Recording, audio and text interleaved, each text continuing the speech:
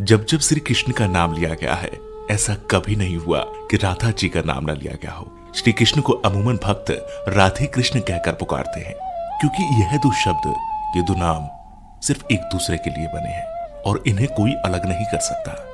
लेकिन तब क्या हुआ था जब कृष्ण को राधा को छोड़कर जाना पड़ा? बिना कृष्ण के आखिर राधा कैसे रही होगी? ये सवाल ही मन में व्याकुलता पैदा कर देता है। आज हम राधा के जीवन के वो पन्ने पलटने जा रहे हैं जिसके बारे में हम में से ज्यादातर लोगों को कुछ नहीं पता होगा।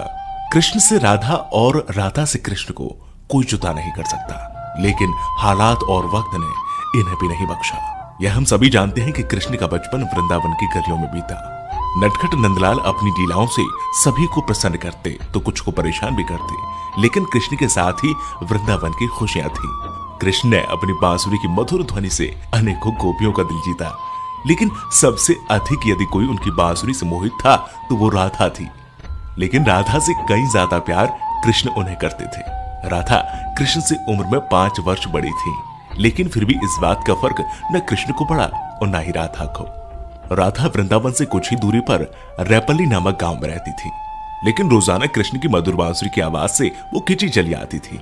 कृष्ण का जीवन भी साधारण नहीं था। धीरे धीरे वह समय निकट आ रहा था जब कृष्ण को वृंदावन छोड़कर मथुरा जाना था।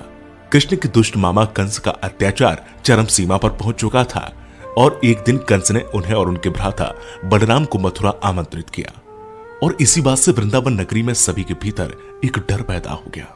वृंदावन में मानो जैसे मातम सा छा गया था। मां यशोदा तो परेशान थी क्योंकि उनका दिल का टुकड़ा उनसे दूर जा रहा था, लेकिन कृष्ण की गोपियां भी कुछ कम उदास नहीं थी।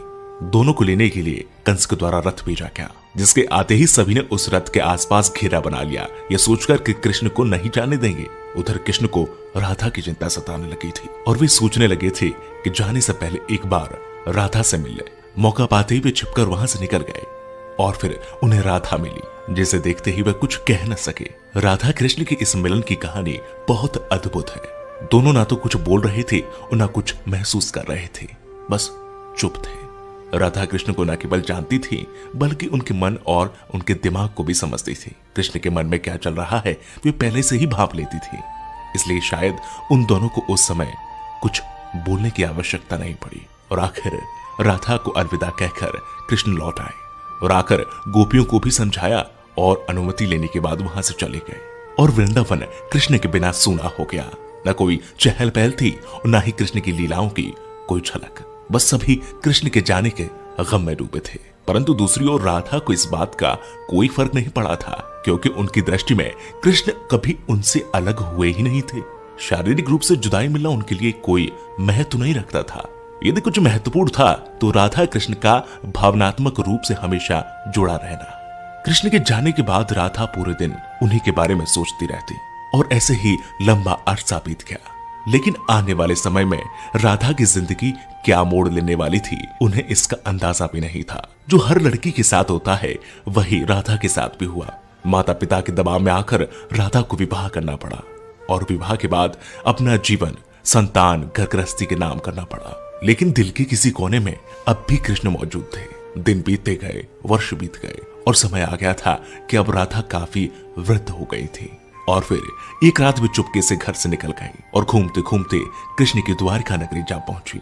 वहां पहुंचते ही उन्होंने कृष्ण से मिलने के लिए निवेदन किया, लेकिन पहली बार उन्हें मौका प्राप्त तब हुआ जब कृष्ण काफी लोगों के बीच घिरे हुए खड़े थे। राधा को देखते ही कृष्ण की खुशी का ठिकाना नहीं रहा, लेकिन तब भी दोनों में कोई वार्तालाप नहीं हुई, क्योंकि अभी भी उन्हें अल्फाजों की आवश्यकता नहीं थी। कहते हैं कि राधा कौन थी यह द्वारिका नगरी में कोई नहीं जानता था। राधा के अनुरोध पर कृष्ण ने उन्हें महल में एक देविका के रूप में नियुक्त कर दिया। वे दिन भर महल में रहती, महल से संबंधित कार्यों को देखती और जब भी मौका मिलता दूर खड़े होकर कृष्ण के दर्शन कर लेती। लेकिन फिर भी न जाने क्यों राधा में धीरे धीरे एक भय पैदा हो रहा था, जो बीतते समय के साथ बढ़ता चला गया और उन्हें फिर से कृष्ण से दूर जाने का डर सता रहा था। उनकी भावनाएं उन्हें कृष्ण के पास नहीं रहने देती।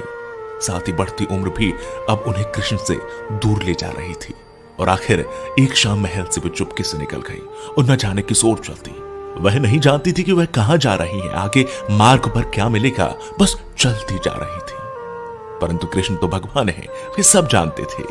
इसलिए अपने अंतर्मन में वे जानते थे कि राधा कहां जा रही है। फिर वह समय आ गया जब राधा को कृष्ण की आवश्यकता पड़ी। वह अकेली थी, बस किसी तरह कृष्ण को देखना चाहती थी। और जैसे ही यह तमन्ना उनके मन में आई, कृष्ण उनके सामने प्रकट हो गए। कृष्ण को अपने सामने देखकर राधा खुश हो गई। परंतु दूसरी ओर वह समय निकट आ गया था जब राधा अपने प्राण त्याग कर दुनिया को अलविदा कहना चाहती थी। कृष्ण ने राधा से प्रश्न किया, कहा कि वे उनसे कुछ मांगे, लेकिन राधा ने मना कर दिया। कृष्ण ने फिर से कहा कि जीवन भर राधा, तुमने मुझसे कभी कुछ नहीं मांगा। कृष्ण के अनुरोध पर राधा ने उनसे आखिरी बार बांसुरी बजाने के लिए कहा और कृष्ण बिना देरी किए बांसुरी को निकाला और बेहद मधुर धुन बजाने लगे। और बांसुरी की आवाज जैसे ही उनके कानों में गई, राधा ने अपनी आंखें बंद कर ली और धीरे धीरे राधा ने अपना शरीर त्याग दिया और दुनिया से चली गई। उनके जाते ही कृष्ण ने राधा को अपनी गोद में ले लिया और राधा से चिपटकर रोने लगे। उनकी आंखों से आंसू रुकने का नाम नहीं ले रहे थे और उसी दिन से कृष्ण ने बांसुरी को कभी नहीं बजाया। तो ये थी राधा और कृष्ण के जीवन की कहानी।